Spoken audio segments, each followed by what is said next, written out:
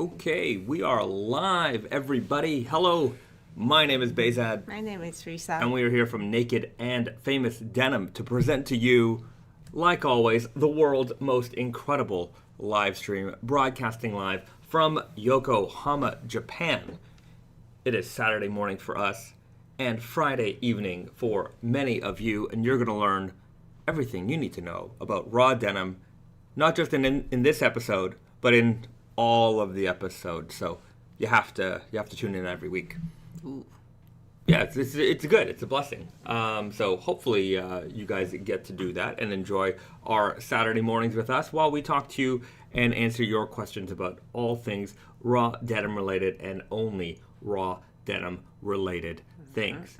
Now, I see the chat is starting to populate here, and we've got a bunch of familiar faces in the crowd. As always, we've got the producer, BD. He is in the house. He's wearing his MIJ 10s today. Invis Ian's DC is in the house. Prawn Star, good morning to you. Topher Cobra, happy Denim Day, everybody.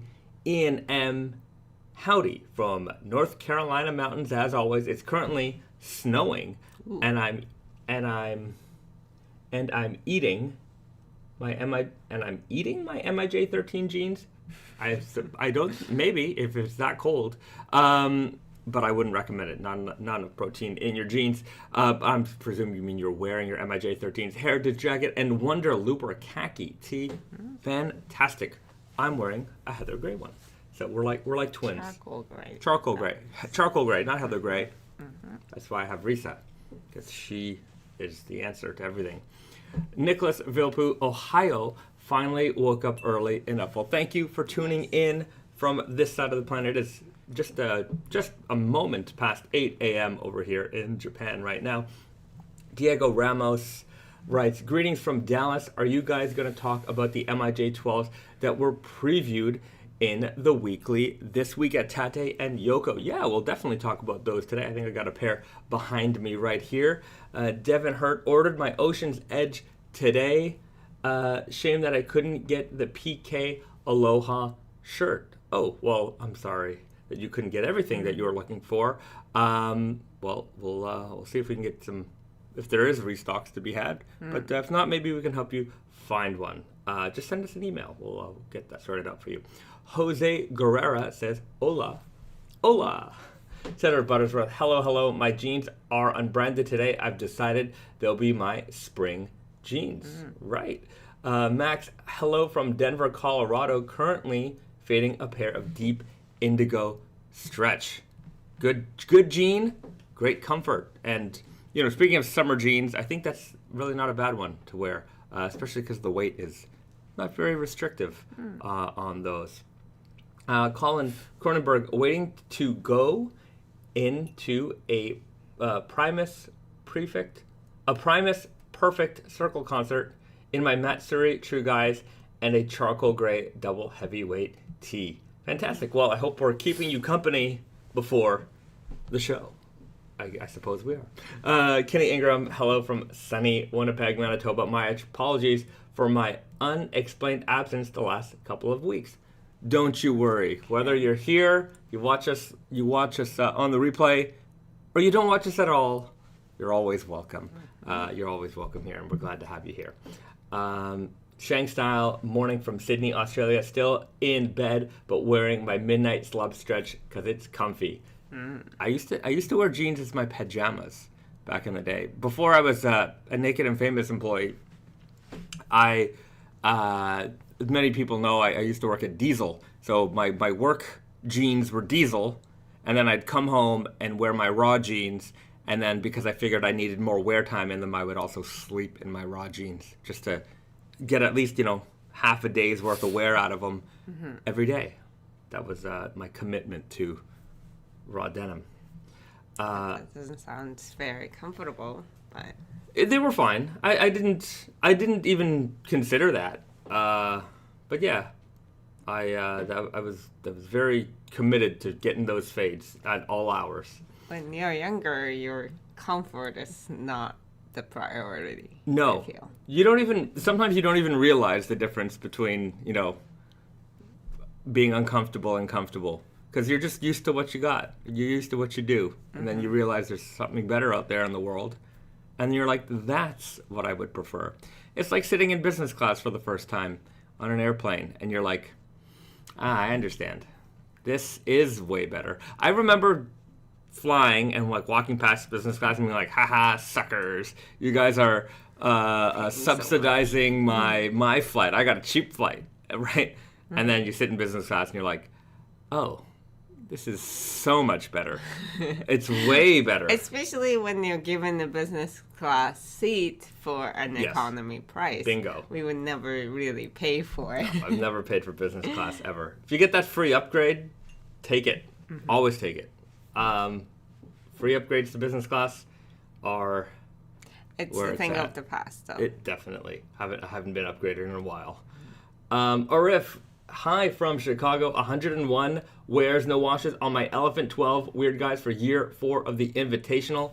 Nice. Fantastic. How? 101. Yeah. Now let's see if we can keep. You've got 101 wears. It's April. We got a couple more months until hot weather kicks in. Let's see how long it's going to take to get some. Until it takes to get a wash in that pair. Don't be afraid of the wash, but I understand. I don't think you're afraid. I just, some people want to go the distance. Sometimes you're going for speed. But let's see how they fare in the hot summer weather. Invis Ian writes, Godzilla updates. Monarch got approved for season 2. No updates to share with you yet. It's still in contractual phases right now, so we're hoping to get an answer hopefully soon. Victor Molona, hello, I was wondering about the spring garden pants. I'm wondering how the spring garden pants will fade with triple wound yarn. Also, is it sanforized? Just out of curiosity. So this is a question, not maybe... The second part of the question is a question we often get, and that question is, are these jeans sanforized? And the answer to that is practically always yes. If you have to ask, they're sanforized. That would go for us, or I would say 99% of the jeans in the market in the world today. If you have to ask if they're sanforized, they are sanforized, because anything that isn't sanforized is going to be very explicitly written that it is a shrink to fit model, unsanforized, something that you have to be concerned about. So if you're ever, could these be sanforized? Yes, the answer is yes. And especially for us, if something is unsanforized, we're going, or a model that is going to shrink, you're going to see two size charts. You're going to see the raw size chart, the pre-wash chart, and you're going to see a post-wash chart. And that's where we calculate the shrinkage for you in every size, so that you know what size is going to work out the best for you. Now we do like a MIJ Jean, where we'll take an unsanforized denim and we will do a tempy treatment or like a one-wash treatment, something that removes the shrink for you. And in that case, we'll mention that it's an unsanforized denim, but we'll also say that it has been pre-treated, so shrinkage is going to be minimal at best. So that's that. Now, I guess the first part of your question, I was wondering how the spring garden pants will fade with the triple wound yarn. It's going to fade. Go ahead. Triple twist yarn is on the weft. Yeah. So it's not the part that will fade. The part that will fade is the warp, which is the vertical yarns that are regular yarns. Yes. Yeah. So those are rope dyed indigo on the outside. So they're going to fade like a regular pair of jeans, or a typical raw pair of raw denim jeans is going to fade. Yeah. And then the colored part is going to show through the twill lines and anywhere where the fabric breaks. Right. So if you rip your knee, the knee starts to wear it a little bit, the weft yarns will start to show through more. Sometimes people think it's the weft color that controls how a denim is going to fade, but that's not the case at all. How a denim fades is entirely based on the warp yarns. And, I suppose, but the weft color contributes in how the jean, or how like the color evolves because it is an undertone. So if it's a white weft, it might be a little bit brighter. If it's a dark weft, it's going to have a dark undertone contrasted against like a light faded part. So you get a lot of contrast there. So the weft is like an accoutrement to the fading, but it doesn't aid or change the way the denim is going to fade. It's always on the warp side, which is the dyed portion of the denim. Okay, well, there you go. Toe for Cobra writes to Devin Hurt. Blue Owl has some of the vintage PK Aloha shirts in stock. Nice. Well, there you go. Go check out Mr. Blue Owl over there at Blue Owl Workshop in Seattle. Okay. Kenny Ingram writes, was it just me, or was this week at Tate and Yoko particularly good this week? It's good every week. It's always good. So you should tune in every Wednesday for this week at Tate and Yoko. Though I think this coming week, it might be a Thursday episode because Reese and I are traveling a little bit this week to the mills. So that video might not come out until Thursday instead of the usual Wednesday. But don't worry, it's coming. There were some questions about when is the 100% hemp denim coming. Next Friday. Yeah. So the April the 19th. It's going to be coming out. I put that information out in the email that we sent out today, and how you're getting the information here. And then on Monday we're going to be dropping a video, and the measurements and everything are all on the website presently. One thing to note is, let me just bring it up. If you haven't seen the measurements yet, the inseams for the jeans are running just a touch shorter than usual. So normally our inseams are like 33.5, sometimes 34. But like the weird guy for the pure hemp, for example, we have them coming in at 32 inches. So just a touch shorter than normal, but still a normal inseam. For this particular denim, we pre-washed the fabric because to start, the hemp denim is super rough and super crispy. And when you wash it, it turns into like a swooshy, drapey fabric. So we didn't want to confuse customers by selling it to them raw and then them getting used to like that feel. And then after wash, it just kind of turns to softness land. Yeah. Like linen. Yeah. I mean, it's the same thing as linen, basically. Bingo. So the touch of the after wash is so nice. It's drapey. It's really, really nice. But, some people don't really... It's hard to, like, imagine that when you touch the raw. So we just wanted to not rely on your imagination. Yeah, and just give you the goods, the way they're kind of intended to be worn. So they are... Just if you're a tall guy, they are running a little bit smaller than some of our normal options. So just keep that in mind. So if you're like 6'5", then maybe they're going to be a little small for you. But if you're in the 6'3" and 6'2" under range, they should be perfectly fine for you. Unless you're expecting to do like a big turn up. Big cuff on these, though, because of how drapey the fabric is, like you wouldn't have been able to do a big cuff on these anyways. It would have just flopped. Flopped around. So keep that in mind. Measurements are on the website right now, so go ahead and check them all out.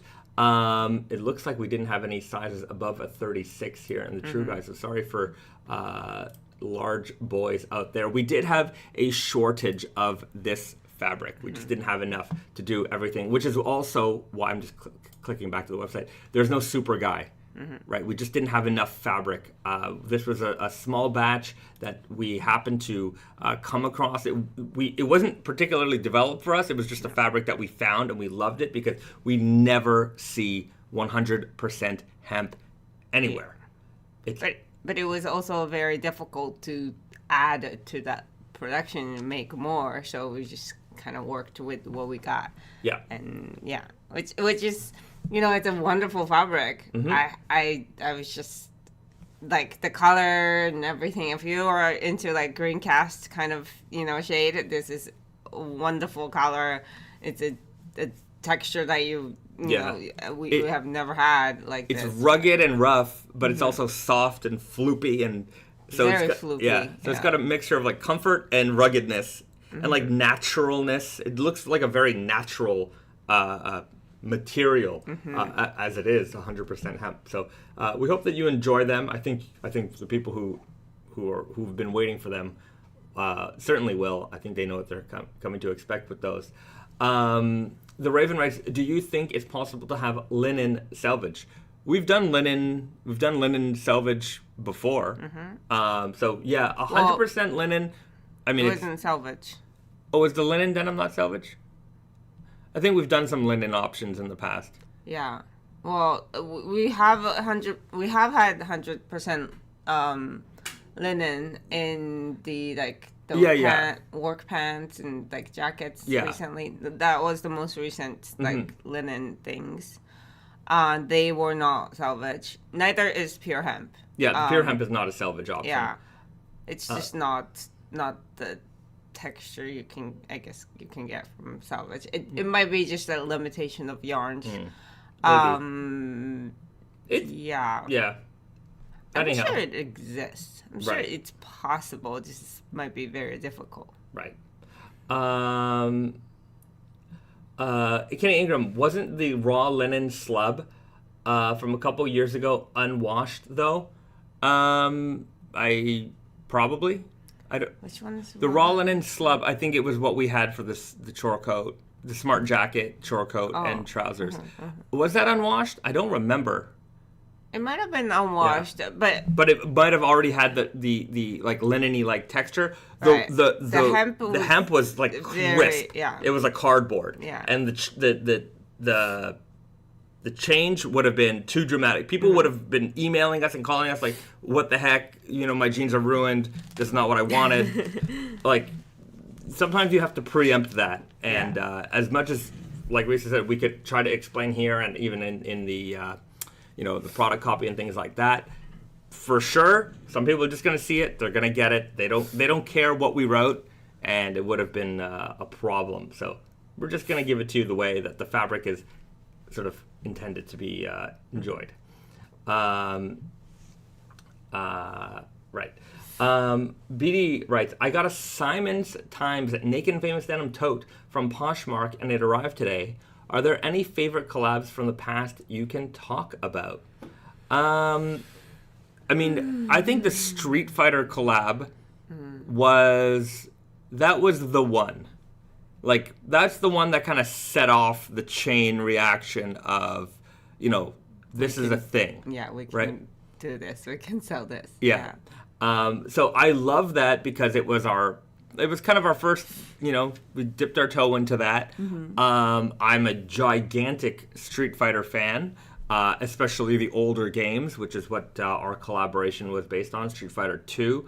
And it was just it was so fun to release that, teasing images and just gauging the reaction from the audience and we did 3 rounds of that and just, getting to make denim based off of my favorite characters.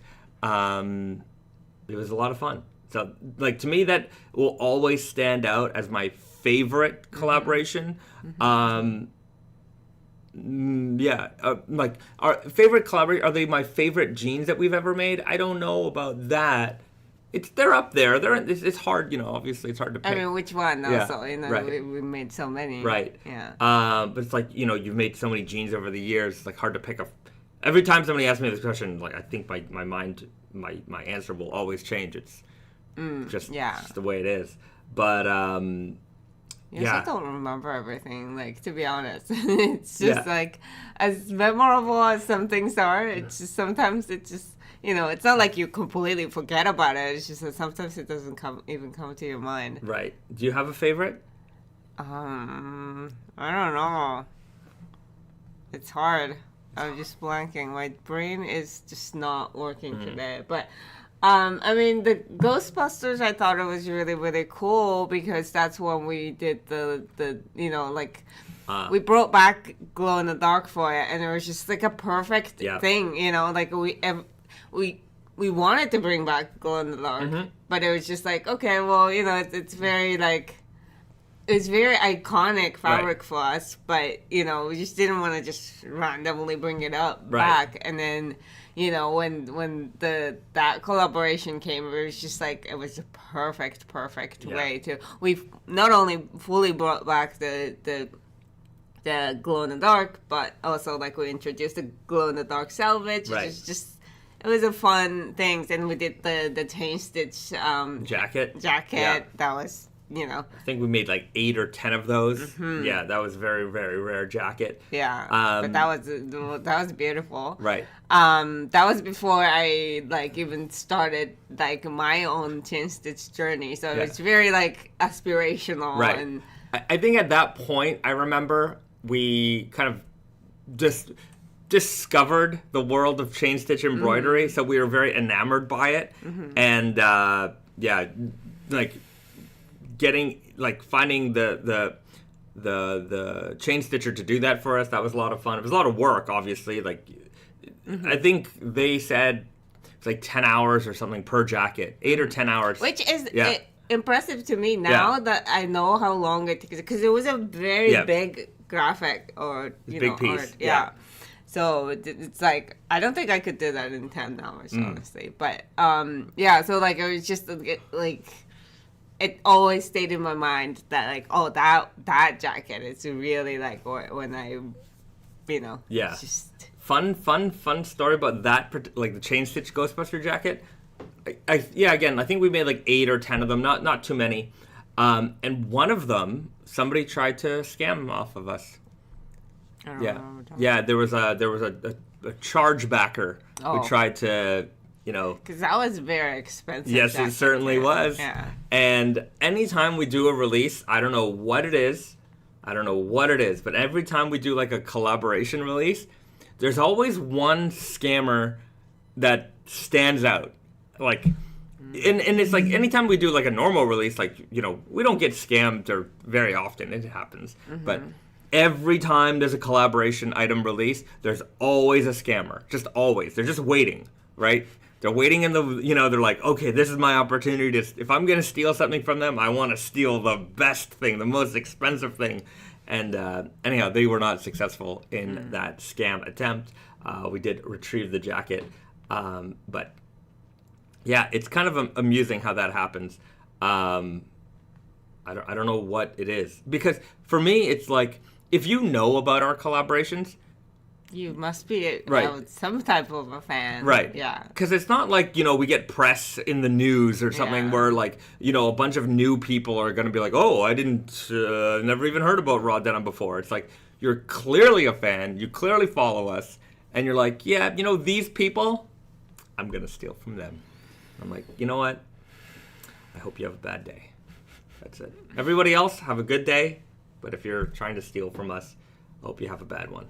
Sour Turtle writes, Dalsim as a stretch denim would have been funny. Yeah, Dalsim from the Street Fighter. We talked about it, yeah. There was a bunch of originally, there was gonna be a round 4, and I remember we had prototyped a denim for Sagat, which was like, we wanted to create like intentional warp picks.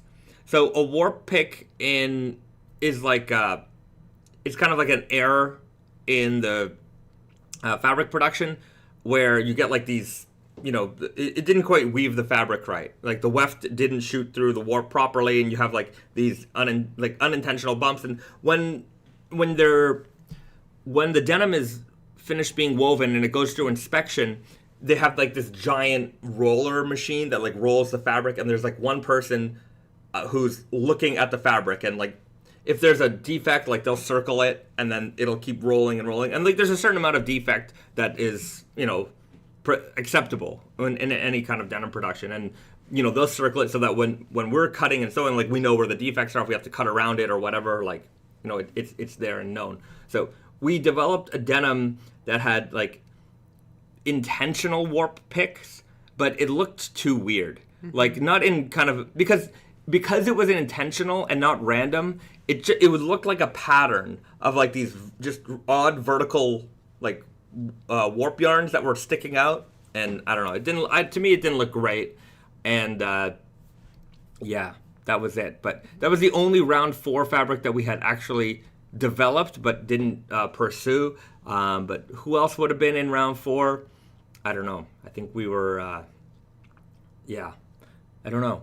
I just remember Dawson, like we talked about, oh, we should do like a really stretchy, like long inseam long.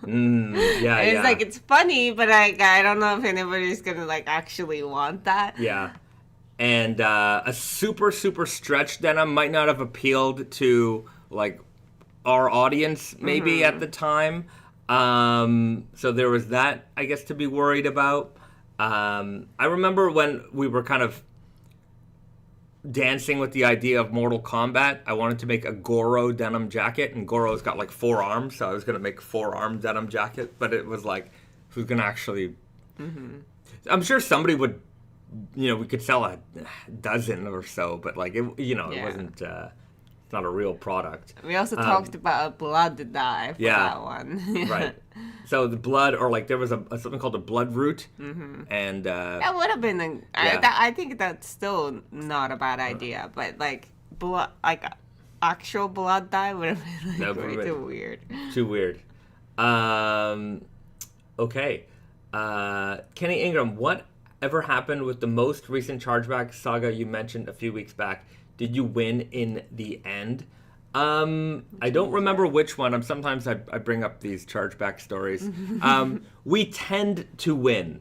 I was just dealing with one the other day. Here's just a fun story. We were just dealing the other day with someone who bought an item, returned it, got the gift card, used the gift card to buy something else, and then claimed a chargeback on the original purchase. And so they're like, yeah, the jeans are defective. And we're like, what? You returned the jeans already. You don't even have the jeans that you claimed a chargeback on, and you've used the gift card already to buy something else. So qu'est-ce que c'est le problème ici? Yeah. Not having the actual gene is not necessarily a thing that doesn't give you the right to chargeback, because most of the time chargeback is for something that you actually didn't get but charged for, right? Like, somebody stole your credit card information or whatever. But the fact that you received the gift card and then you used it to purchase something and then charge back on it, that's just a straight up stealing. So, long story short... But I wonder if that person, like, expected the way this would happen, or maybe they were just trying their luck. I suppose they're trying their luck. I'm not sure, but, like, the claim was that they received damaged or defective jeans, and they didn't. They had received jeans that were too small for them, and... you have like the customer service, because when you do a return on Naked Famous or on Tate and Yoko, you select the reason, right? If it's a damage, you can say it's a damage. If it's too small, you say it's too small. So we know what the problem is, and then we've already received the jeans back. And then when we get jeans back, we inspect them. We check them for damages or defects, or if they've been worn, how the tags are. So we do all of that, and it passed inspection, went back into stock. So it wasn't a damaged good. And then you received the gift card and then you used it. So it's like, I don't know. Don't ask me. So sometimes it's... sometimes you just deal with bizarre cases like this. Sometimes I can understand the situation. Sometimes it's totally understandable, like how a customer could feel that they might have been wronged about something, right? Okay. And then, we try to work it out. It doesn't, you don't come to the resolution you're looking for, so you go to the third party. And the third party may or may not work in your favor. And I will always tell you that, we really try our best to, come to resolutions when it comes to, conflict in these situations. We don't want to lose a customer, over something small. So we definitely try to help you out. But it's a weird one sometimes with these things. I think the one that is like frustrating for us is that like we say like there's a process of return, like it takes a long time. We understand that like sometimes with other brands maybe they give you an automated return label, or maybe they like as soon as you send it in the return, even if it's not arrived at the receiver side, you get a credit or something like that. I know that some brands do it like so quickly that you get something like store credit or a refund or whatever right away, and we don't work like that because just the way that we're not set up for.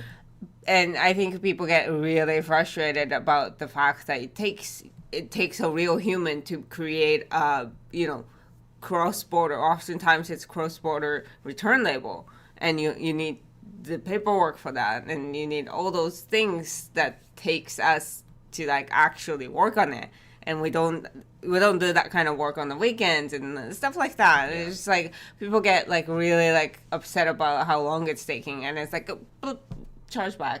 Yeah. And it's like you realize, so first of all, chargeback takes like 75 days. Yeah. To process.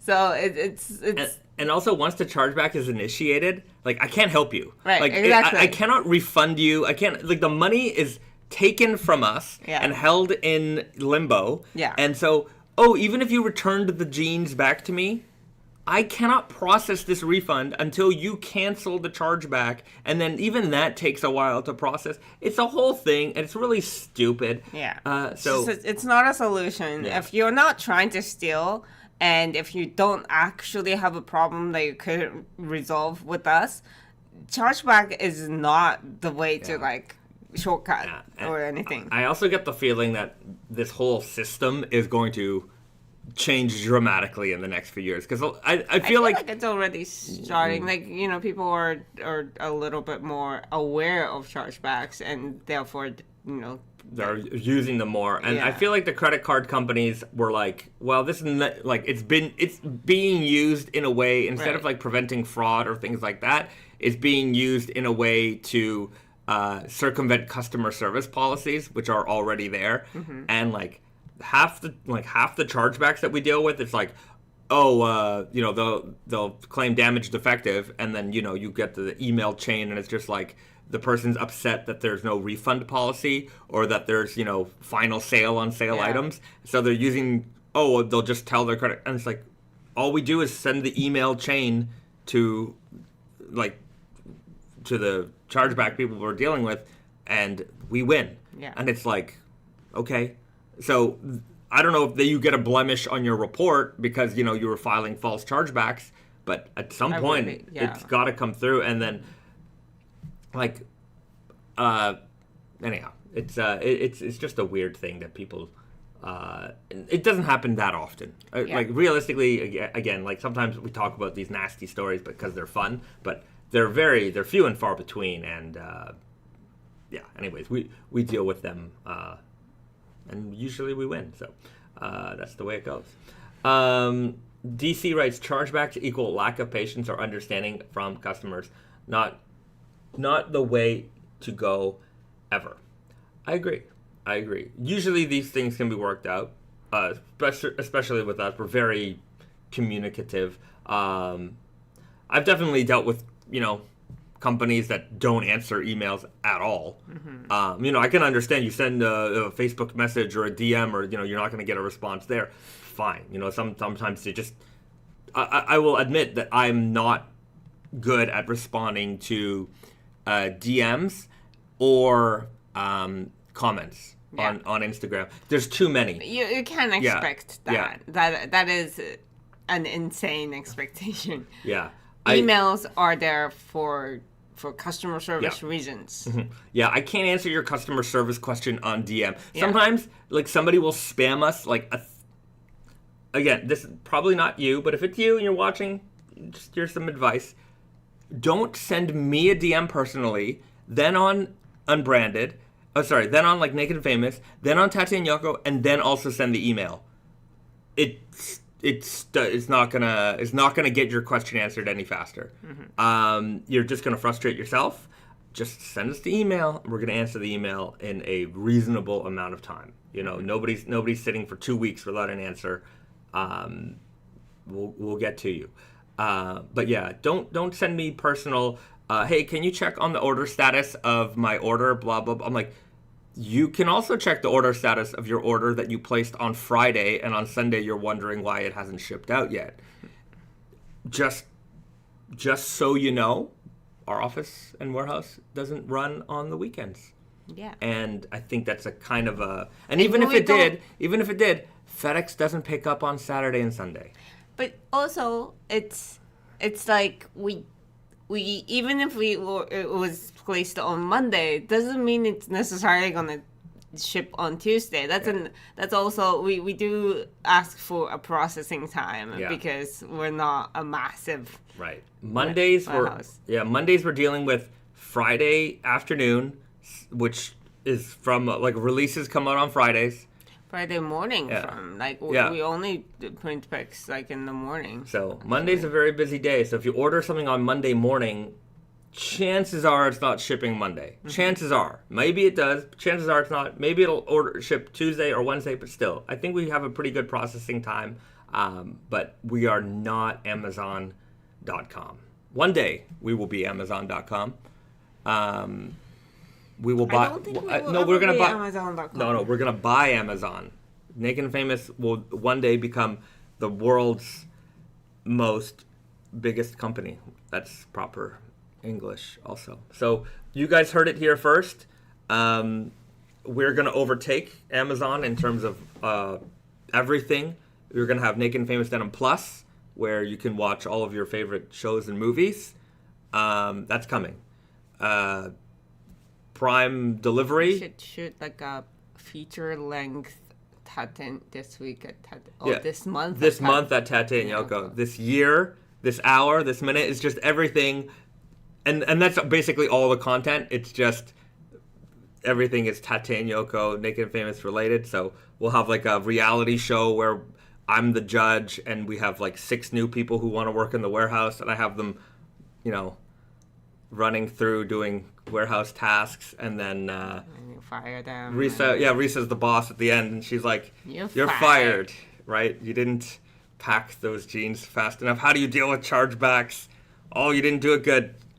You're fired." So there's that. We have to have some kind of dating show. We get a bunch of contestants. They're working in the shop, and that they have to have a love connection somehow over raw denim jeans. We'll figure it out. There's something there. We should have our own social media component to it, and then we'll buy Twitter. We'll buy X. We'll rename it back to Twitter, just cause. I don't know. Never really about Twitter, but Instagram was a good one. We'll buy that too, and Facebook. So you can see here that we have a lot of plans for the company going forward. Just becoming one giant conglomeration, and hopefully you're here for the entire ride. And all of you who are watching now will have free Plus memberships. Because if you subscribe to if you subscribe before today and before, then you are all Plus members when we eventually inevitably take grandfathered into the best deals. So you better make sure to like and subscribe to this video and to this channel right now, so that you lock yourself in to this future where we become the largest corporation in the world, and provide you with denim content and only denim content. Disaster movie, think about it. A pair of jeans grows to be the size of a skyscraper, starts terrorizing. Is that a disaster movie? Yeah, well, the jeans. Monster movie. Yeah, monster disaster movie, and then another pair of jeans has to step up to battle those jeans, and then things ensue. See? Hollywood, give me a call. I've got all kinds of good ideas. Anthony Rochon writes, you guys have all these flamboyant jeans, but no classic Western country jean in your repertoire. That is fake news, my friend. That is fake news. That is disinformation and misinformation. But we're here to clarify and provide you with the truth, the whole truth, and nothing but the truth. So help me God.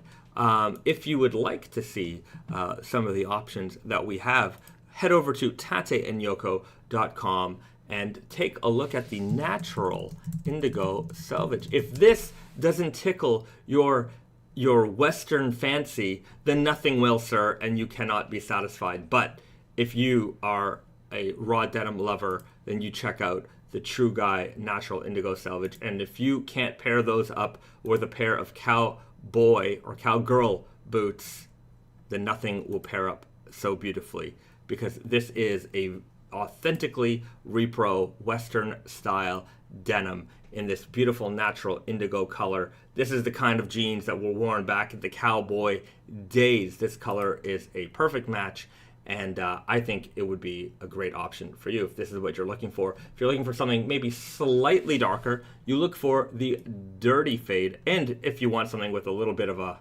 flare, they also come in the groovy guy somewhere. Or if you want wide, we also have them in the strong guy. So whatever kind of boots you want to wear with them, we've got you covered.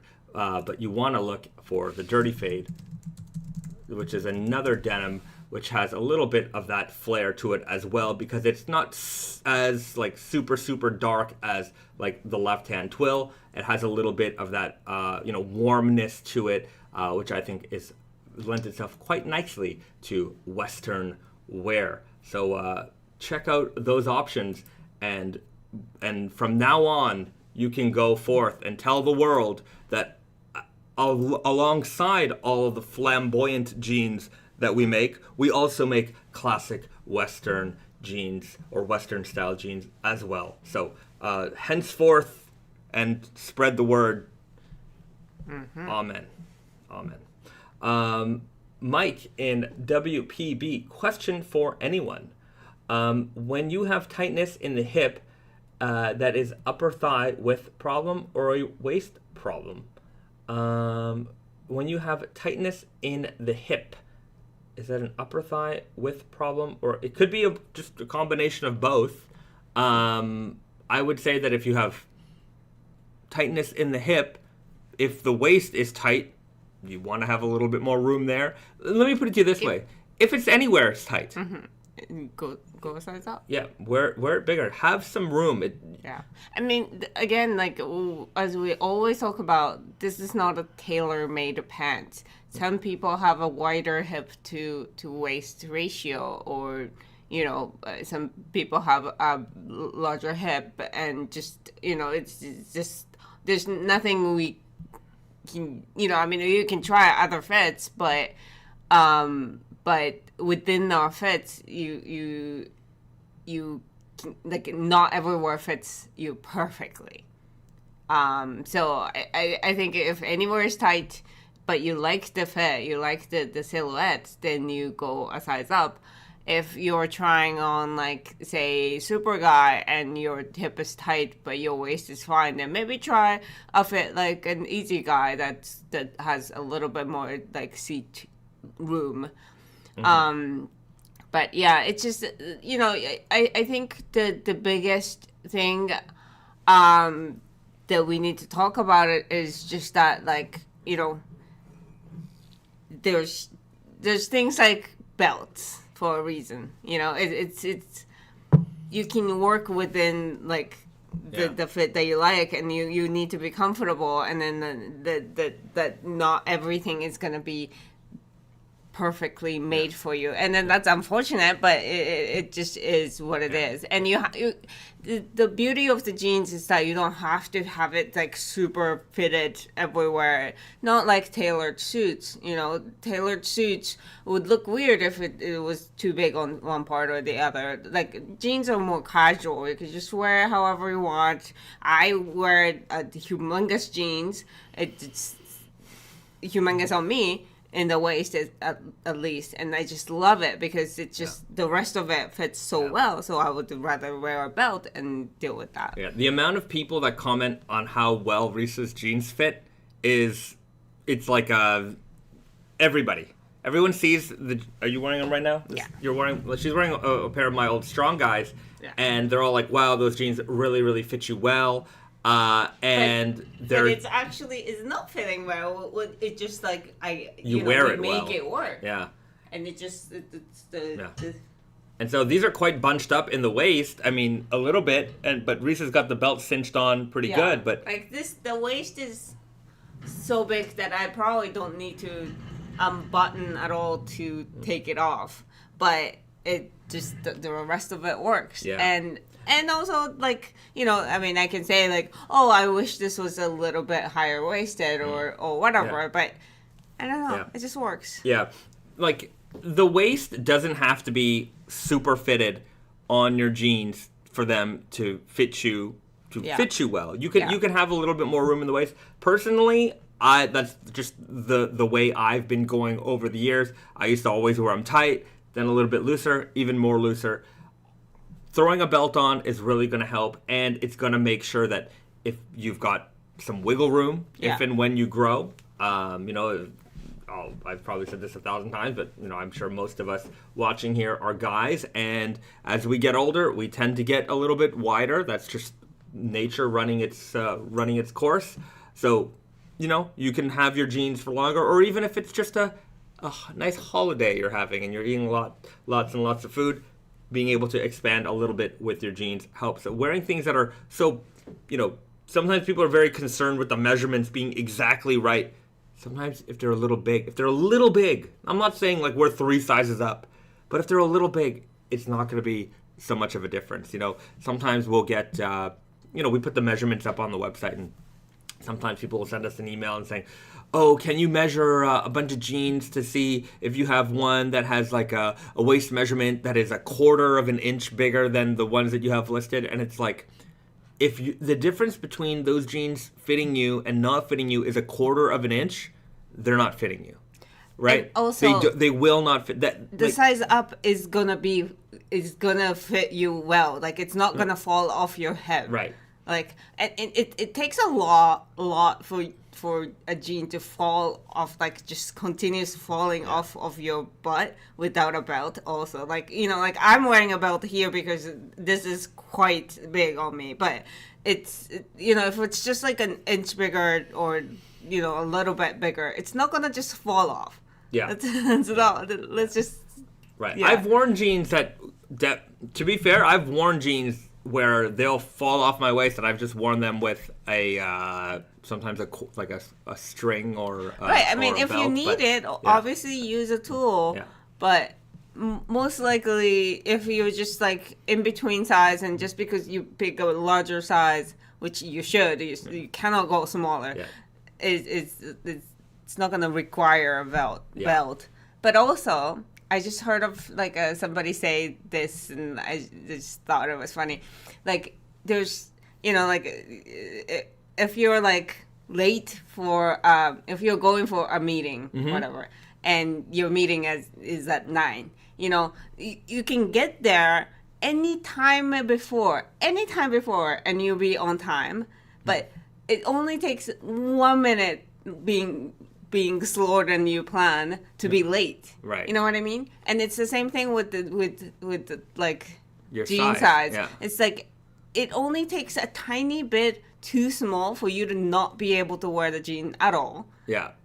But if it's the room for it to fit you is very wide. So you want to be in that zone. Yeah. Not in the ultimate like last minute person. Yeah. That's a good analogy. You got to work on how that is all I going to know. sound, but But no, that's very good. That makes a lot of sense. A couple of people asking us about why we don't make snap button Western shirts.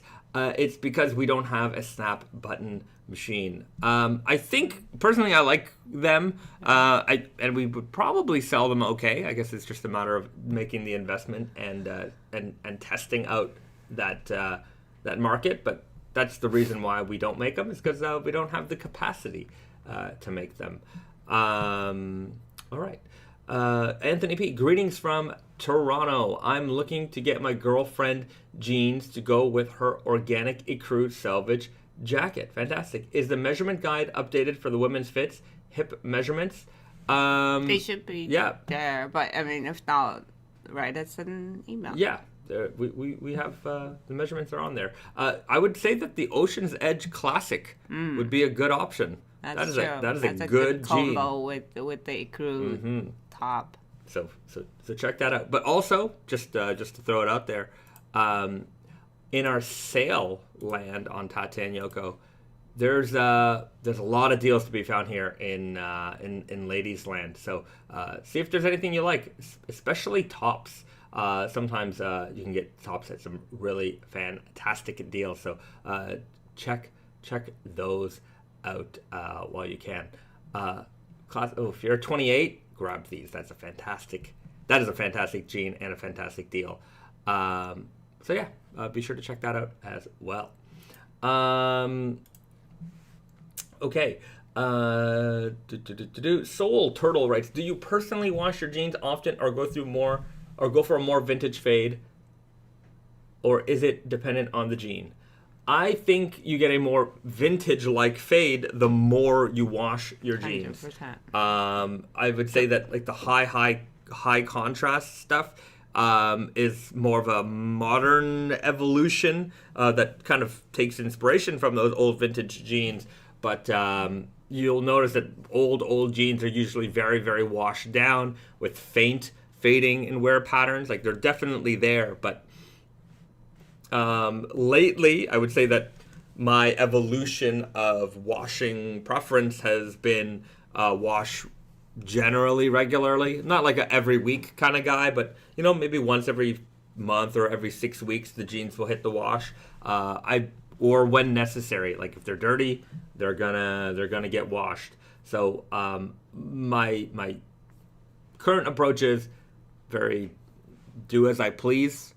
Wear them however way I want, wash them whenever I want. Sometimes they're hang dry in the sun, sometimes they're in the dryer. Whatever goes, and whatever happens to the jeans happens to the jeans. If they die, they die. So yeah. What about you? Oh, I wash my jeans pretty often, I think. In the standard of like raw denim community, I wash my jeans really often. Probably in regular people land, maybe a little bit less. Right. I don't know. I would say maybe once a month. Okay. Yeah.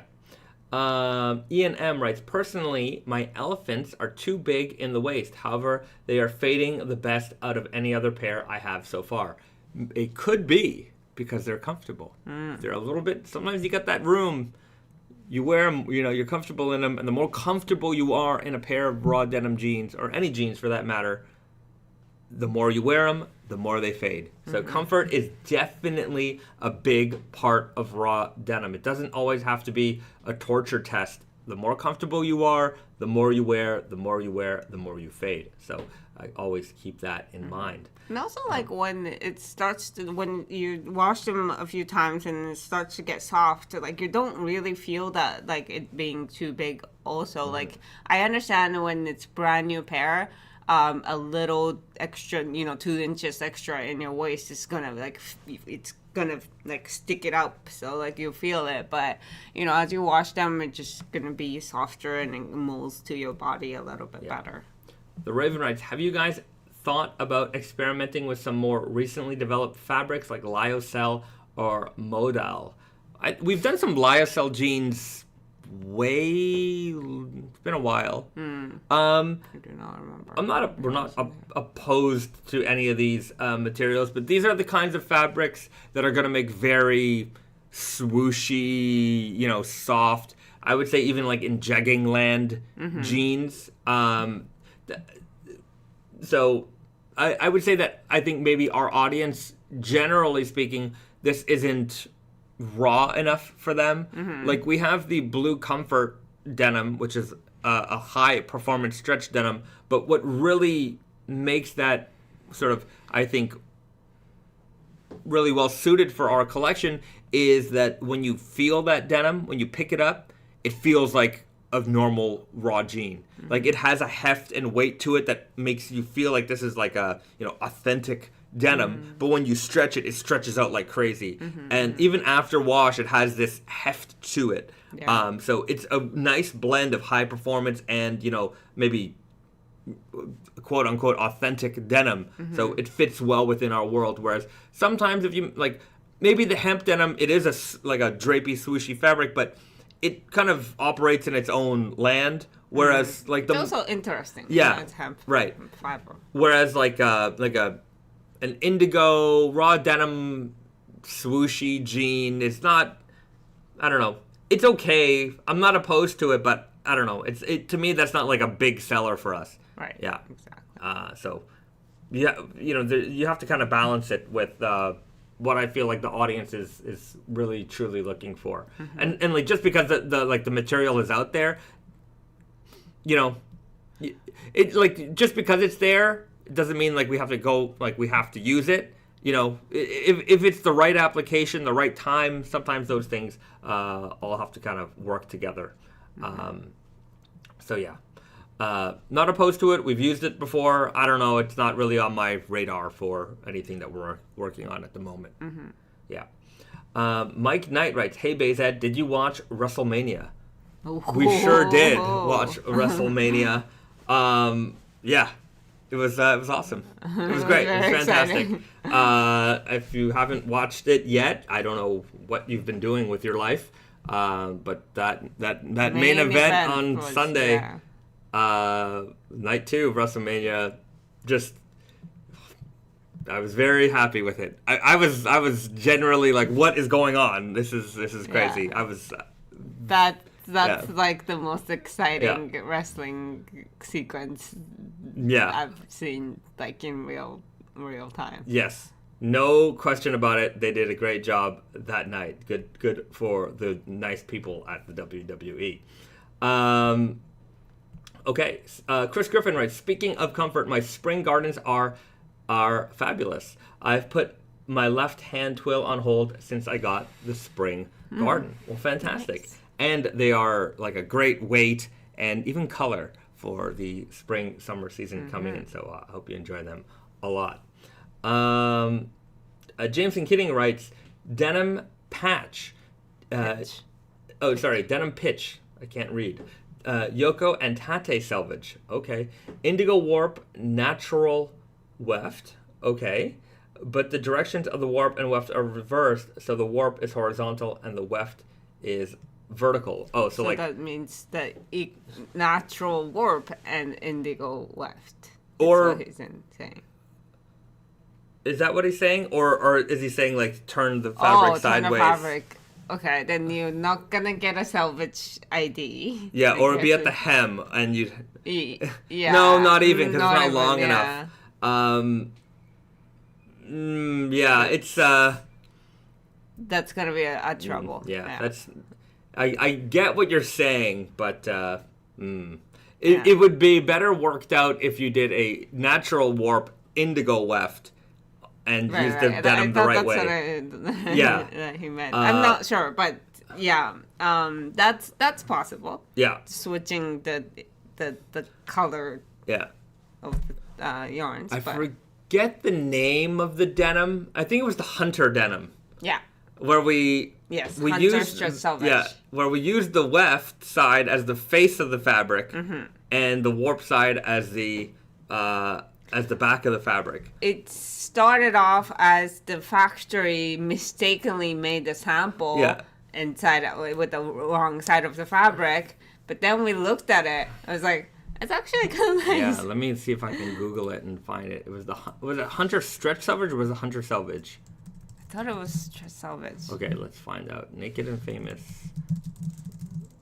Hold on. But you could. Hunter Stretch Selvedge. Yeah, it was this one. Yeah, that one. Okay, that one. That one's just shopping. Oh, Go okay. up. Yeah. Okay, there we go. Yes, this guy right here.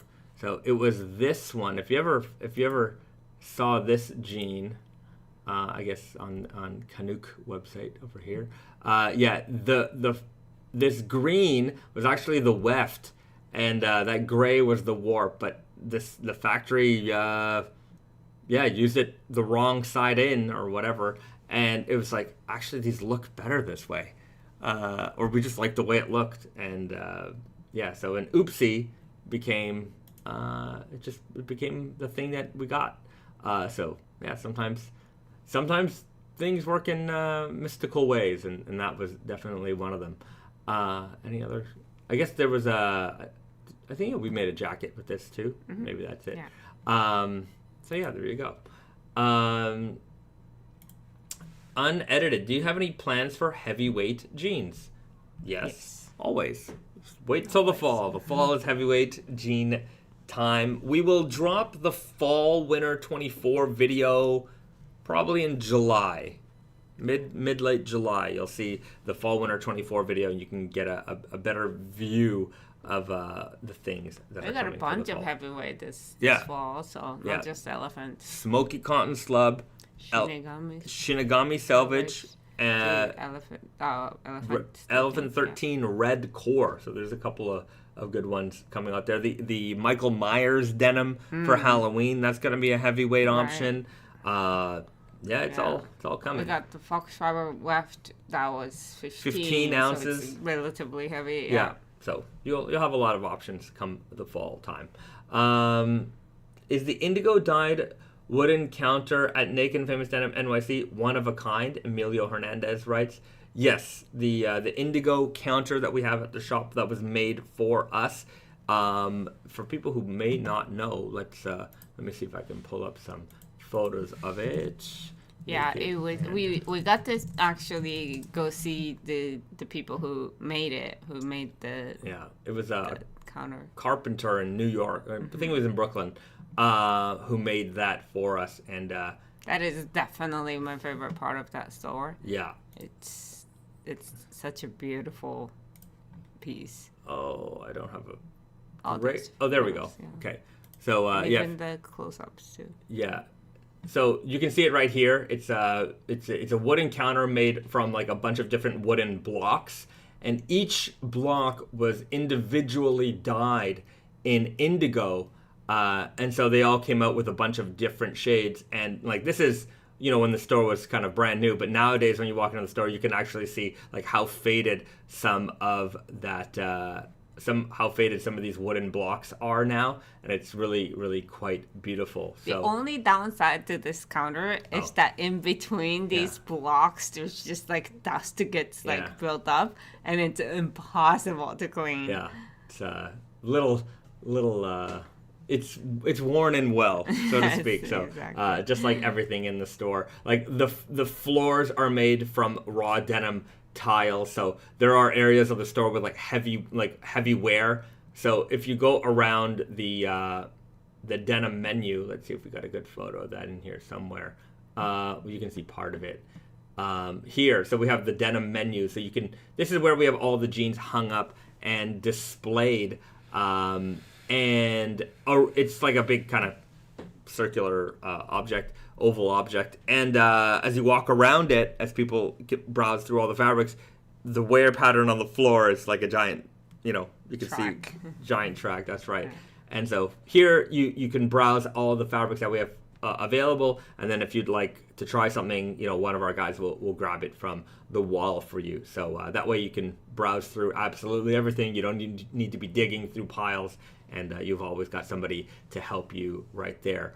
Of course, this over here is the outside of the store. We got that giant neon Naked Famous Denim sign. We did the chain stitching right here in store for you as well. And then our beautiful wall of fades, which is much more full now. It's like even more floor to ceiling covered.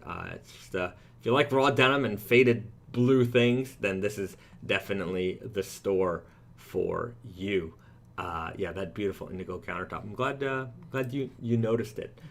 But yeah, it's unique. We didn't buy that off the shelf. Okay. Pedro writes, looking forward to that video. I think you and many people will enjoy all the new stuff that's coming. So, we've talked about a few things here and there, but and I actually don't have the fall samples here, so I don't have anything to show you. But soon you'll get a taste of everything. Pedro writes, tasty heavyweight denim treats. That's right, coming your way this fall. Shang Style writes, hyped for the Shinigami and Fox fiber. The Shinigami, I already see people on forums talking about it. It's the news is making the round, so I hope you enjoy it. I know it's been a big callback for a lot of people, so I'm happy to get that back out to you guys. Stephen Kopelcam writes, everyone tell Brandon we need more ultra heavyweight denim options. Yeah, spam him with requests for the 40 ounce, because my requests have gone on long enough. All right. Steven writes, I'd love to see an MIJ broken twill in the future. Yeah, I can definitely see that. But you also write, I'm not a fan of the twist. I'm a fan of the twist. But yeah, a broken twill could be kind of interesting to have a non-twisted leg option for those people who prefer it that way. Like, we don't really, yeah, it's like when we do unsanforized, we never really think about that, but it's using the broken twill in the way that it was intended. Yeah. That's a good idea. It's a good idea. I like that idea. We're gonna use that idea, I think. Okay. James and Keating writes, Akuma and Trunks are made from the same fabric. This is true. The Akuma and Trunks denim were the same. The exception is, of course, that Selvedge ID color. And the Shinigami now is going to join the team. That's it. Soul Turtle writes, wait, there is a Death Note collab coming? No, there's no Death Note collab coming. Shinigami is just like a word for I guess Grim Reaper, like demon kind of thing. I wanted to have the spirit of the Akuma denim or the Trunks denim, something that kind of is that and that. Anyhow. It's just, I actually didn't know that, Western people, just know associate that word with Death Note character, I'm guessing. So I guess it's kind of a confusing thing. Yeah. But yeah, it's not Death Note related. BD writes, I am pretty sure the Halloween denim is going to break the No Jean 2024 rule. Stoked. Oh, that's okay. You're into month 10, close to month 11 on that. So that's almost a year. Just in January, in the next year, just take 2 months off, and then round out 12 months. So that's how you justify it. Okay, Shang Style writes, how about a left-hand twill MIJ so it twists the other way? That's how it works, right? That is how it works. That could be an option too. You know what I think would be neat if we did our classic left-hand twill Selvedge, unsanforized, just to give it like a, its purest form treatment. We play around with the left-hand twill a lot these days, so maybe it could be kind of cool to just, take our number one classic selling fabric and give it a MIJ treatment. Yeah. Be something. It could be like it's just like with MIJ, because we don't sanforize the fabric, we tend to go with more denim that we can emphasize the texture on. So right. But it could be like not everything we do in MIJ needs to be super textured. slubby and stuff. Yeah, I understand. Yeah, it could be like, the MIJ 10 is like the core, option for the MIJ land, whereas like an unsanforized left-hand twill could be like another core, just classic, cleaner looking denim. Because like when you look at this slubby denim, it technically it's not very vintage. It's much more modern in the ones that you can really tell. Yeah, right. That's a modern creation that kind of looks. Oh, it looks handmade. It looks like a hand woven fabric. I would say like the fabrics that we used for vulgar, we used to use for Chinese New Year, that kind of short slub, like a very non in your face slub, subtle slub is what I'm saying. Those are more of like a vintagey vibe because it's like slub, but it's not like obviously slub. Yeah. Speaking of obviously slub, we've got the MIJ 12 Reno right here. I'm going to call it the 12 Reno. I don't know why. Now, if you watch This Week at Tate and Yoko, the boys were kind of laughing at the idea that the 12 is coming out after 13. They're like, I don't know why the 12 is coming out after the 13. Hey, Bezat, what's going on here? As if, I'm like, what? I'm like, we've been over this. Yeah. Okay? And Bezat knows how to count. Bezat knows that 13 comes after. Correct. I've counted up to 13 dozens of times in my life. I'm an expert on counting to the number 13. We've talked about it here on the live stream, so you guys know. If you're new, maybe you don't know. You're going to hear the story for the first time. But we've definitely talked about this in our meetings. And so I thought, I'm like, whoa, come on, guys. Guys. Anyhow, MIJ 12 coming out after the 13 because MIJ 12 and 13 were being developed at the same time. So fabric was being developed at the same time. It just so happened that the production on MIJ 13 was completed before the production of the MIJ 12. So we named the black fabric 13 because, Fabric. Yeah. Fabric. I've only said that a few times. But we just named it 13 because we thought it was appropriate. So yeah, I mean, it's like, again, like we planned it at the same time, and whatever fabric gets done, ready first, will go to the factory, and we were hoping that they can do the production one after the other, like, and then we can release in the order. But that didn't happen. No, but. That's okay. Yeah, that's okay. So nobody really cares. No, 13 got released before 12. 12 is coming out soon. So 12 is a very, very textured denim, as you can see. I think now the lighting looks even better. And from far, you can see that this is a very high slub, high streaky kind of denim here. A lot of vertical emphasis here. And it is a green casted denim. It is not like aqua green or anything like that, but it does have a bit of a green tone here. Hopefully it picks up here in this light a little better. I thought on the Tate and Yoko video it didn't pick it up so well, but it is a little more subtle, but it does pick up some of those aqua, maybe not aqua, but greenish hues in the blue, but a very, very beautiful denim nonetheless, as you can see, just chock full of texture. And this is an unsanforized denim that has gone through the Tempe treatment. So it was soaked and hang dried to basically remove the shrink but preserve the texture. So even though it has gone through that water, it still has that rigid kind of raw denim feel to it. So it, it's not hard as cardboard, but it could still kind of stand on its own here. Yeah. And you've got my favorite detail of our MIJ line is that small outseam. We call it a micro busted outseam, and you've got that nice big thick red selvage line here as well. And just look at that weft. Look how low tension and loosely woven this fabric is. Even from far, if you don't know anything about denim, you know that there's something special going on with this denim. And we have this planned to come out next month. So in the May. So what's coming out next week is the hemp denim.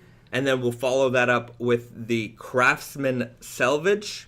And then that will wrap up the mainline collection.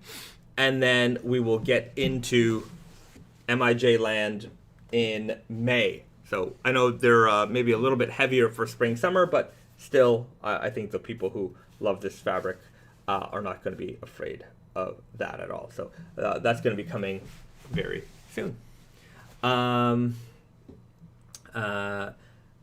couple of questions here about, can black Cobra fade? All denim can fade. Just depends on how hard you wear it. Our black denim definitely fades, but again, it takes a little bit more effort to fade a pair of black jeans. Yeah. But our Black Cobra is a rope dyed sulfur dye jean. So, the same way that indigo rope dyed jeans would fade, the black one also fades. I personally feel the sulfur dyed sticks to the fabric a little, or yarns a little bit more. It's not as loose as indigo. Yeah, but so it might take a little bit longer, but it also has the same effect because the core of that warp yarn is white. Yeah. Raphael MC writes, will it be available in the Heritage jacket? So the MIJ 12 will be available in the denim jacket and the Heritage jacket, and then when the restock of the MIJ 10 comes in, it will also be available in the Heritage jacket. So every MIJ and True Guy Fit. So in Japan, production is very slow these days, and so with MIJ, it comes when it comes. So we can plan a fabric, we can even plan production, but just the way that the factories are working right now, they're full, and we're not going to give them any pressure. We're not going to give them any deadlines. We say, hey, whenever you have time in your production schedule to fill our order, we'll take it. And so sometimes with MIJ, restocks and things like that, especially with the 10, it can't happen lickety split. But we just have to work with our partners, and they come when they come. So there will be lulls. We'll have plenty of stock, and then not a lot of stock for a while. So just bear with us with that one. Adam Brown writes, my favorite part of the This Week at Tate and Yoko episodes is when Bezad jumps in and does the edits. Please do this more often. I will jump in with, I feel like it's a high attitude Bezad in these. High yeah, I play a little bit more of a character. The the mean boss. What happens at Magic 24? What would happen in terms of fading when the denim threads are not rope dyed with indigo, but dyed all the way through? Here's a good question. Right back at you. What do you think? In the chat, let me know. What do you guys think would happen? They'll still be, the question is, it'll still be dyed with indigo, but not rope dyed. Correct. Right? Yeah. Okay, so we'll give the chat a moment here to populate with answers, and then we'll go through them and see what we've come up with. Stephen Kopelkamp, is there an unbranded restock coming soon? No. Well, I think we already had the stretch Selvedge restocked, right? I think something is always coming, but it's just we don't know how close they are. Yeah, I don't remember offhand. Yeah. But yeah, Risa is correct. There's always something coming. Okay. Magic 24 writes, speaking of Craftsman, is there also a Western style jeans with the contrast stitching? I don't know what you mean by that. You'll have to elaborate on that question. I think he's mentioning that Craftsman Selvedge is also a Western style inspired jean because it's with the white stitching and Yeah, but it's not like Western wear. It's more like... It's not Western wear, but it does have that reminiscence of that kind of old school workwear vibes that maybe people associate with like a Western, because I mean a lot of like Western they all have they also use a lot of like 2x1 denim, like very lightweight, like slightly gray weft and or white stitching and stuff like that. Okay. Okay. Well, there you go. Shank style, is this how Tokushima hand dye is done, right? It goes deep into the core and therefore hardly fades. We'll talk about that in a second. So some people remarking about the indigo dyed to the core, unedited, right? It won't fade. It'll stay indigo till the fabric breaks. Okay, so when you take a yarn and you dye it to the core, it's going to stay the color of the yarn, right? Like you could take an indigo dyed yarn, a cotton yarn, white cotton yarn, dye it to the core. The reason why denim fades to white is because the core of the yarn is white. Now, if it's all basically one solid color, you can fade the color. Like if you have a black t-shirt, for example, you wash it enough times, you wear it enough times, it starts to the color starts to fade. But it's more of a uniform color change. Now, of course, if you put like high stress points, the knees, the wear lines, those things might fade at a slightly different rate than the rest of the jean, but it's still always going to fade in like the blue color category. It's not going to go to white like you would with a rope dyed cotton yarn. So will it fade? Yeah. Is it going to fade high contrast? No. And another thing to note is that like it is still indigo. So if you sit on a white leather couch, like it will bleed. Like the indigo is falling off. You just don't see it as much because it's not getting closer to the white core, right, as the rope dyed yarns would be. So yeah. Stephen Kobelcam writes, I thought Brandon said that the stitchers or the sewers didn't even like the 32 ounce denim. Maybe 25 to 30 may be the sweet spot for ultra heavies. No, actually anything of even 20 ounces. There's factories in Japan here that we work with, like the guys who make our MIJs. They won't touch a 20 ounce denim. They're not interested in it. No. It's such a pain in the buttocks to deal with it. And you need to be set up for that. So, like, a lot of factories, they might have a capability to sew them.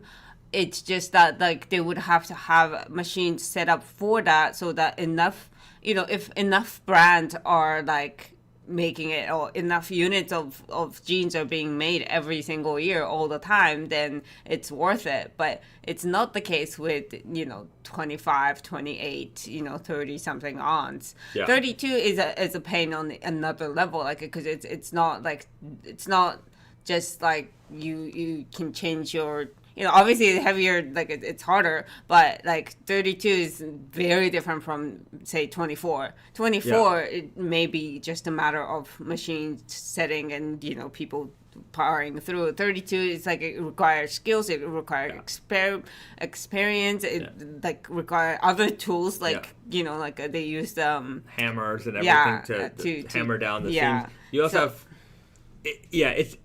it breaks the camel's back, right? It's not just heavy, it breaks the back.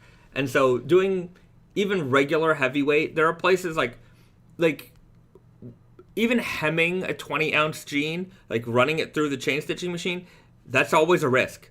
And it's sometimes a risk that we don't we're not always comfortable to do. And I know some denim shops won't even hem jeans in that weight, because if it takes down the machine, that's hours or days of that machine being down, and that's going to cost us a lot of money in terms of slowing down the production line.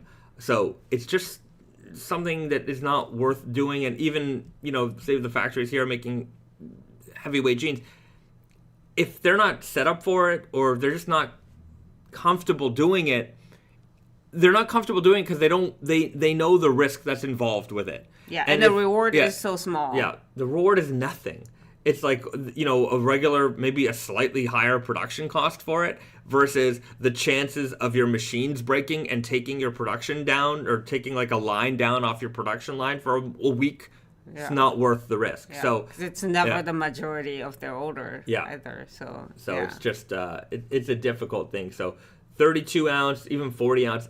We have a single machine in the factory that can sew through the 40 ounce, no problem. But it's a single needle machine. And single needle is not how jeans are made. Every operation on this jean has a specialized machine for that operation. So like when you're like sewing all this together, right?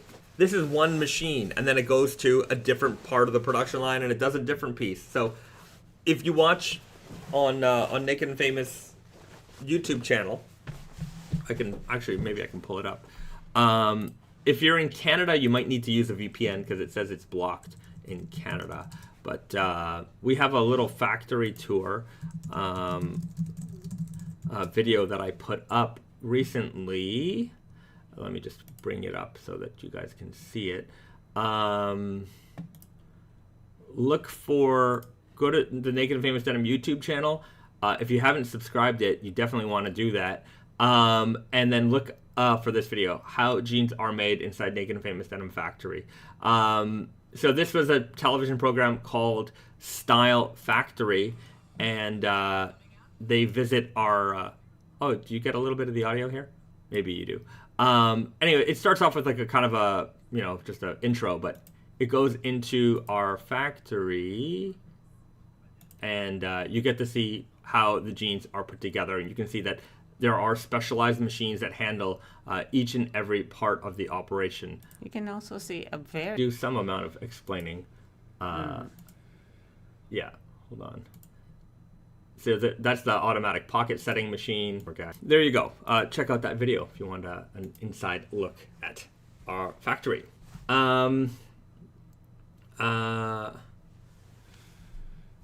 E&M, if you guys happen to know or can even talk about it, how does some other brand get away with making 25-ounce denim?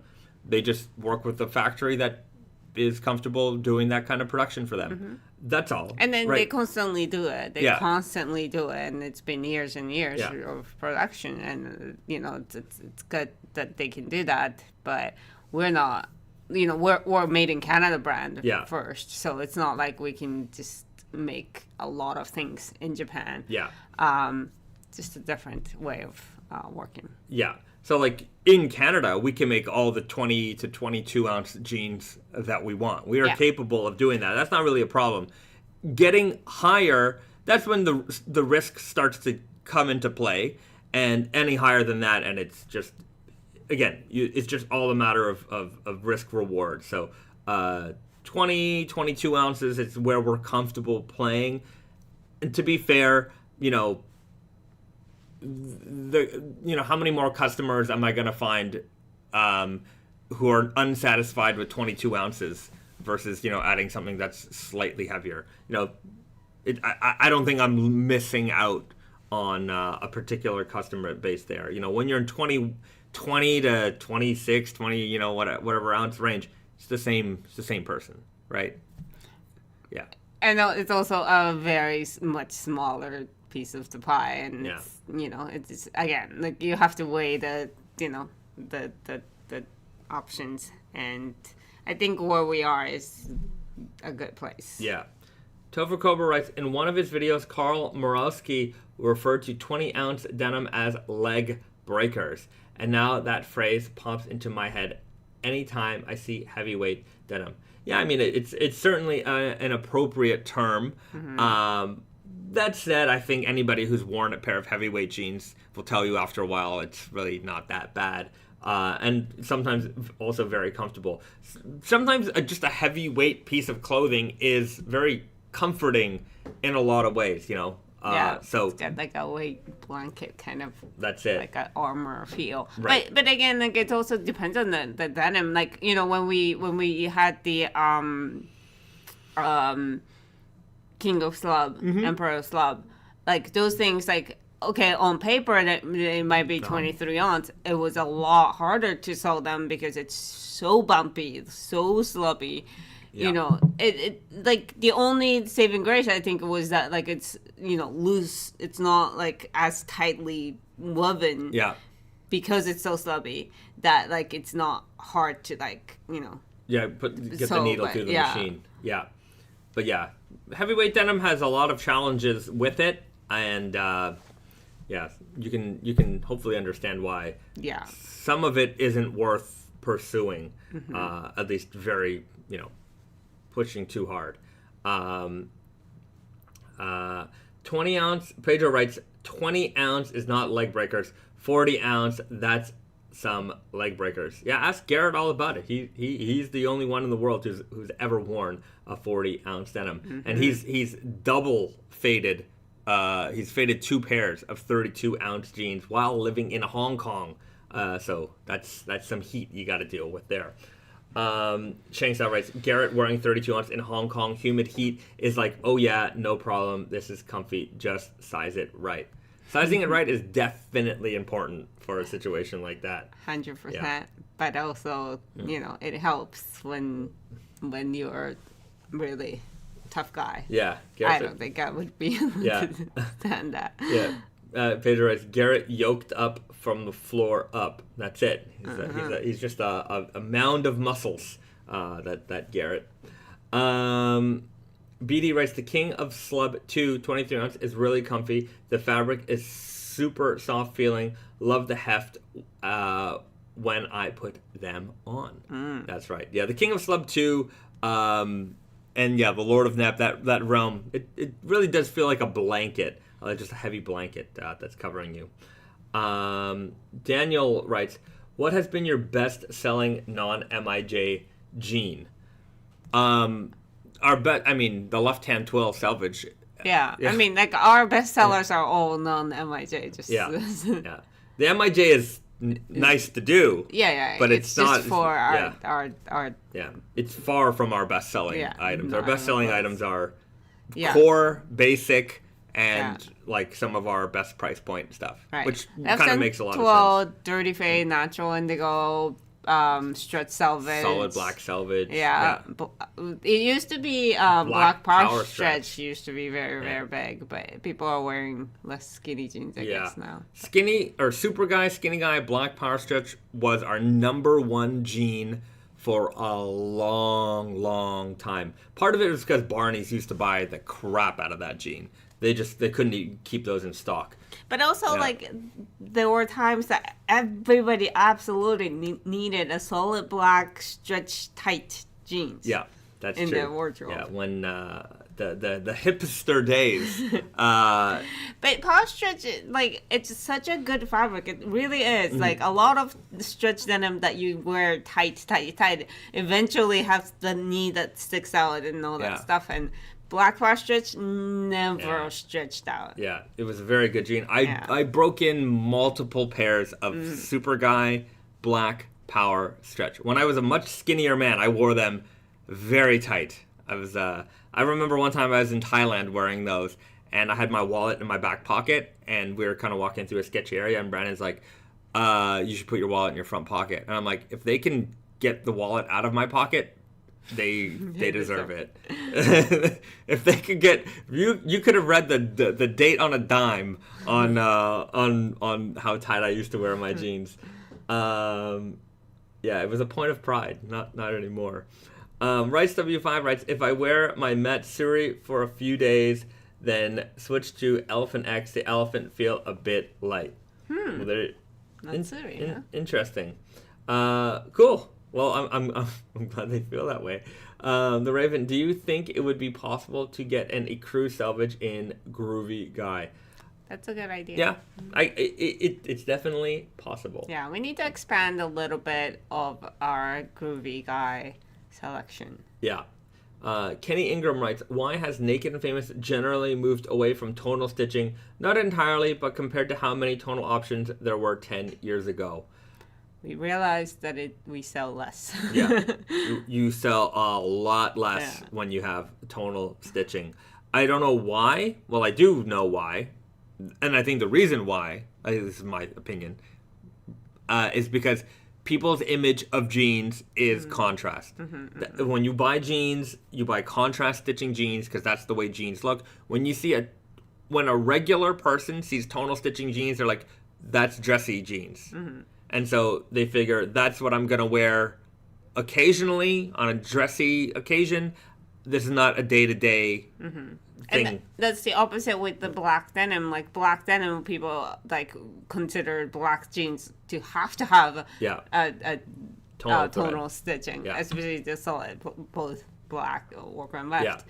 And you put a contrast thread on a black jean, it's hard to sell. And it's really hard to sell. So it's just kind of, it's also the same thing as like, like denim jackets, like the people's perception of denim jacket is so like associated with the type 3, like that shape. Yeah. So like we have introduced the heritage jacket and stuff like that, but it's never gonna outsell the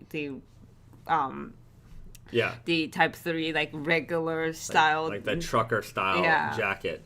Yeah, that's the one. Any like deviation from that, or even like other sort of classic jean jacket fits. If you were to just look at the grand scale of like which silhouette of denim jacket sells the most, it's gonna be that trucker style is gonna be like 98% of the market, and everything else is the rest. But yeah, that's how it is. Like we can appreciate all these things, especially this audience here. We're certainly more open-minded to fits and fabrics and construction types. But the general audience, which isn't always in this live stream, they when they see something that is a little outside of the norm, it's a no-go.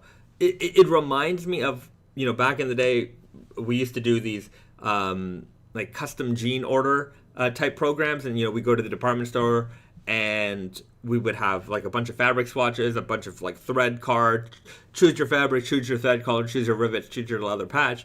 And I remember doing a couple of these, and the problem is the customer isn't a designer.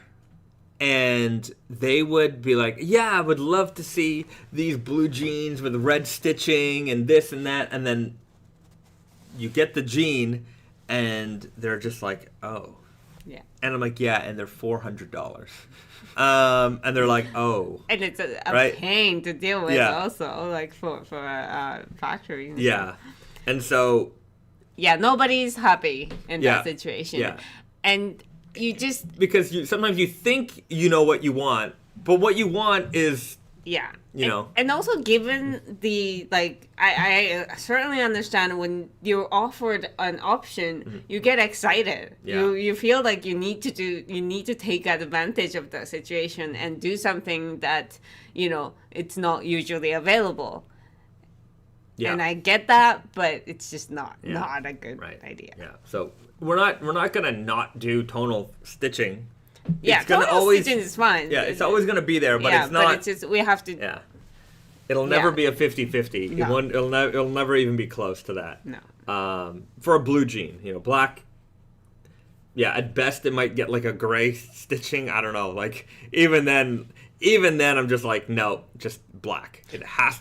Even for me, it looks weird. If sometimes, like if you ever see like a tonal or a contrast threaded black jean, it's just something is not right. Yeah, it like just you feel doesn't like look something's good. wrong. But I forgot what I was gonna say. But even with like Craftsman Selvedge, that kind of thing. It's like when we put a white thread, like it really entirely changed the look of the jean. The stitching is such a small part of, like visually, it doesn't take up too much of the room. Yeah. But it really changes the vibe of the jean. Yeah. So it's important that you pick the right stitching color. Yeah, absolutely. Yeah, because even sometimes, like when we're sampling, if it's not the right shade of brown or orange. Yeah, it's just like, it's just not right. Yeah, like, it looks too electric, too neon against that. Yeah. It's it needs to be the right color. Okay. BD writes, I think the contrast stitching is just an evergreen thing on jeans now. I don't know what that means. Okay. Jeremy Didson writes, almost pulled the trigger on the Ocean's Edge. Then I realized I had the Jolene denim that looks just like it with stretch. Yeah, the Jolene is a little bit more streaky in the denim, but similar color tone. Yeah, if you had the Jolene, maybe the Ocean's Edge might be a little too similar. Jolene was a lot lighter, I feel, but lighter color and streaky, but it's in the realm. Yeah. It's in the realm. Adam Brown writes, I'm a bit concerned with how the 100% hemp denim jeans will shrink. Could you speak to how you think they will or will not shrink, please? They are already washed, so the shrinkage is gone. Yeah. Now, there might be some moderate shrinkage, if you wear them and then you stretch out, just like, any jeans that you've owned for a while, it's always going to stretch a bit when you're wearing. So when you wash it, coming out, it's going to feel a little tighter, but it's not going to be a significant shrinkage. Right. Bob writes, evergreen means it never goes out of style. Okay, well, there you go. Yeah, contrast stitching definitely will never go out of style. Okay. All right. Well, there you go, everybody. A lot of good denim conversation today, I have to say. It was very on topic today. Very on topic today. No weird rants or ravings. So, with that said, everybody, before we get into snack time, for which we have something interesting for you, hit the like button. Hit that like button right now. We're going to get into snack time. Risa, do you want to do the honors? Okay. You pick, but we have some German delights to try out today. We have some of our good friends from Thomas E. Punkt from Hamburg, Germany, one of the great Naked Famous Denim retail partners, was in town here in Japan, and we got to see them just the other day, and they brought us some nice treats from Deutschland, and we're gonna share them with you as well. You know who else was in town? Our good friend Kai from Berg and Schild from Berlin. It's been a German party here in Japan this week, and just also our friend from Standard and Strange were also here on Monday, I think it was. Yeah, I saw them on Monday. Yeah. But we also the weekend before we saw James Stant. Oh yeah, Tommy was here. Yeah. So it's been everyone's been visiting Japan here. It's cherry blossom season, and everyone's in town. So it's nice to see a lot of familiar faces. So this was a treat from Thomas E. Punkt. Yeah.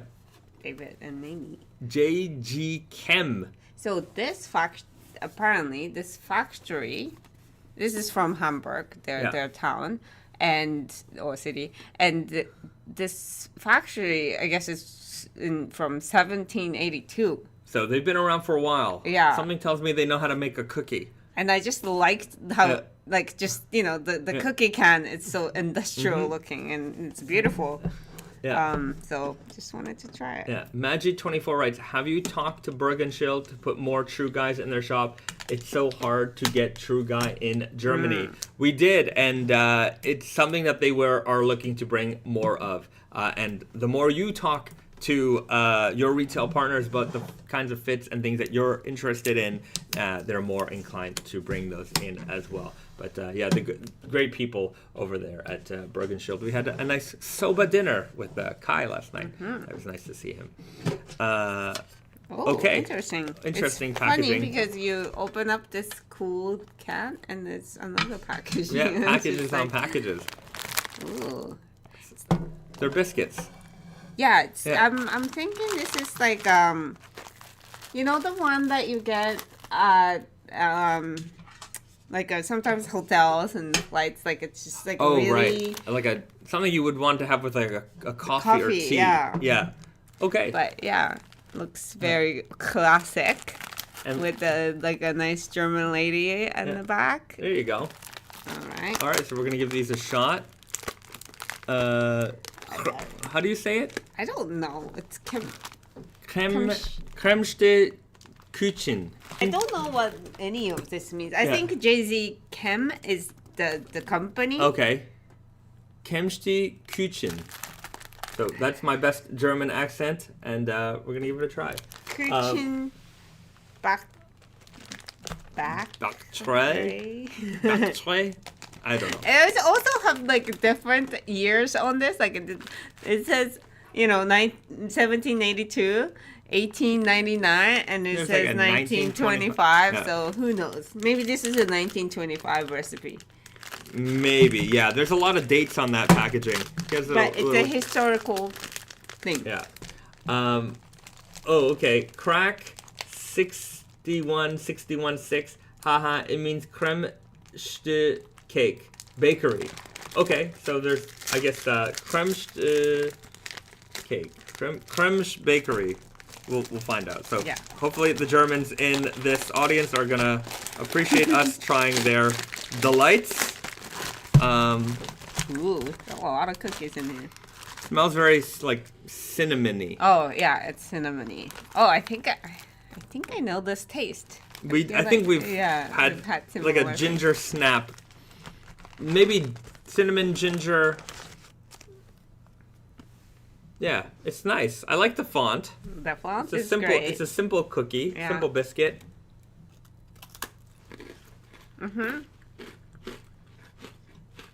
Yeah. Very gingery. Like ginger cinnamon kind of spice to it. It's very old school. This is what it tastes like to be.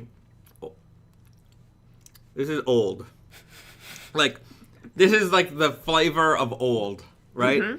This is before has like natural flavors, right? Yeah, the German, not the German, the ginger, the cinnamon, that kind of taste. Before they had all the artificial flavors and things like that we would have today. And chocolates and nuts and everything thrown in. So I could see this as, when you're living in 200 years or 1800s when maybe things weren't as plentiful as they could be, and this would be this might be the treat of the day. Like you have it after a meal. Yeah. Or like 3 right. o'clock and yeah. Break. BD writes, I feel like the way to gateway into more of my German ancestry is through snacks. Well, there you go. Try some of these. They're fine. I mean, they don't... No, I like these kind of old school cookies. Sometimes it just, I mean, it's not like super interesting, but it just, there's a reason why they continue to make this. There's an authenticity to this. Yeah, and it's pleasing to human palate, I think, so that it just, every time, like, you just have this, you just kind of think of a simpler time. But it's still delicious. It's like, it's very sweet still, too. Yeah. I can imagine throwing, like, a little jam or something on here just to add some flavor. But, no, I think they're a pretty good biscuit. I appreciate it, and it was a very nice gift. And if I was going to rank these out of 10 on the biscuit scale, there's a separate scale for biscuits, I'm going to give that like it's a 7.4. It's a good biscuit. I would buy this biscuit. Solid. Yeah. I would gift this biscuit. I think it goes better with tea than I would a coffee. Generally I drink teas. I drink way more tea in the winter time. I drink coffee all year, but in the winter time I drink a lot more tea. And this would be a nice tea, nice company for a nice tea. And this cookie can will stay in our family for a long time, I can imagine. Yeah, it's true. I would put my sewing kits in here. Jack Homer writes, what would you call a good, solid cookie? That's a good question. Now, a good, solid cookie is a Miss Fields macadamia nut cookie. That's the greatest cookie. A white chunk macadamia cookie from Miss Fields, fresh. That's the #1 cookie in the world, followed by a chewy Chips Ahoy. Okay, in Japan there was this like Stella, Aunt Stella's. Okay. Is that Japanese or is that something It could be else? American. Anyways, they have the best chewy cookie, like very thin cookie with apricot, like dried apricot bits. Made with real apes.